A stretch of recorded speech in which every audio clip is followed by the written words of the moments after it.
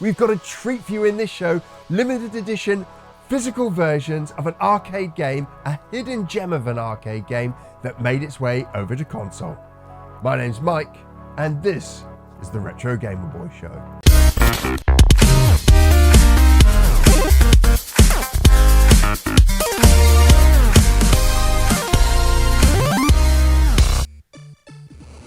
So Rodland is a hidden gem of an arcade game.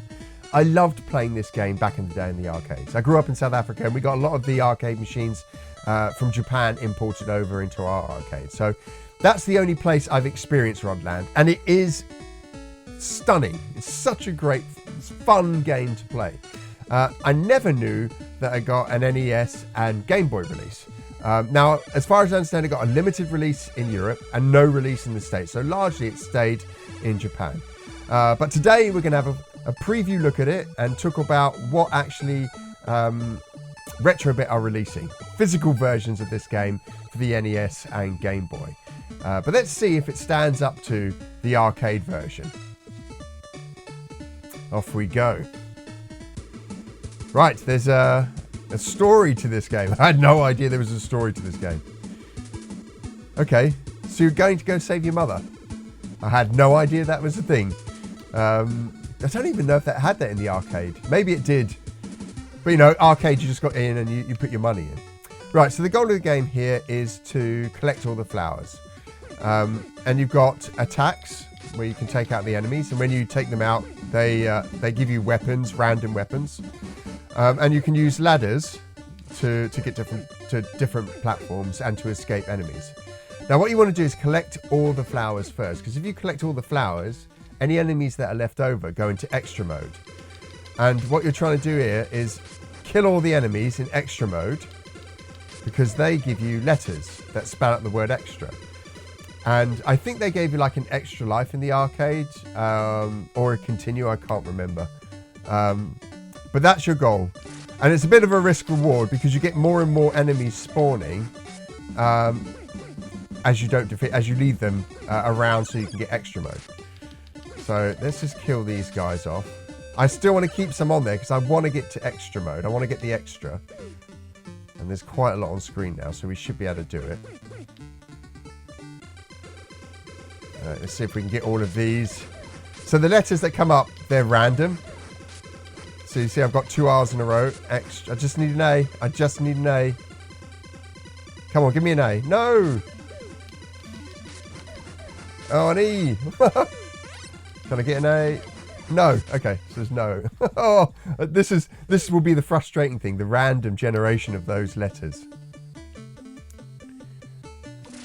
And as you go on, the levels get more and more complex, really ingenious. You get like massive spaces that you can't achieve, or you can't get to with just your ladder. You have to use other mechanics to get there.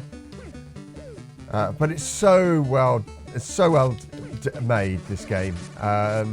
The traversal mechanics in it, the combat, it feels really good. You know, it's just one of those well-designed 80s games.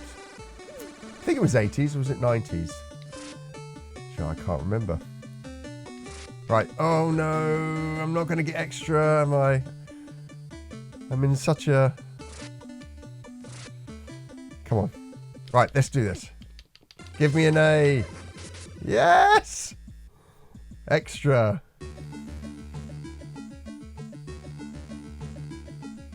Life energy. Thank you very much. Right, next level. So that was always my goal playing the arcade. It wasn't trying to finish the game. It was always just trying to get extra. And it's so... I keep on saying this, but you really have to play it to see how good this game is. Right, extra game. We're going for that second extra. We've got A. T. It's always usually X that I have a problem getting. Am I going to get him in time? Yes, I am. Oh, that's frustrating. Yeah, X is the letter I always struggle getting. Right, here we can start to see some of the levels where they start to play with the level design. So we've got enemies that can shoot from a distance. We've got a ladder, which we can't quite get to. Now, what do you do here? Was it balloons you could jump on? I think also you can build a ladder and then jump from one ladder to the other. Oh, okay. I finished the level by killing all the enemies. Now, that's not great, obviously, because I don't get the extra. Right, we'll make this the last level, and then we'll talk a little bit more about Rodland and what exactly you can get with the physical editions that Retrobit are offering.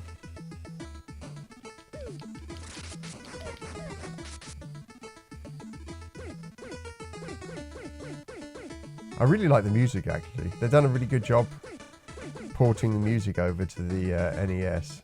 Come on, last one. Here we go. Extra game. Last extra game. Can we get an X? And an E. No.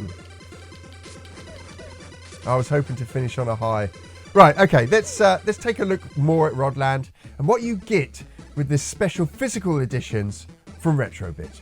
Rodland was released in 1990 and is an arcade platformer game. And that's where I came across the game, in the arcades. It was actually, I think, when I was waiting to play on the Turtles arcade game. There were always long queues for that. Rodland sat by itself with no one on it. So I jumped on it to keep me busy while I waited for the horde to shrink around the Turtles game. What greeted me was a platform game that had simple traversal and combat mechanics that all worked perfectly with each other. What was supposed to be a quick game turned into many games, and I introduced my friends to it, and quickly it became a favourite two-player co-op of ours. Fast forward nearly 35 years, and now Retrobit are re-releasing a physical version of the game for the NES and Game Boy. Like I said, I didn't know this existed outside of the arcade, and I'm impressed that the gameplay from the arcade has made an almost seamless leap to the Nintendo's earliest game consoles. Although why this couldn't have come to the Master System and Mega Drive, I don't know.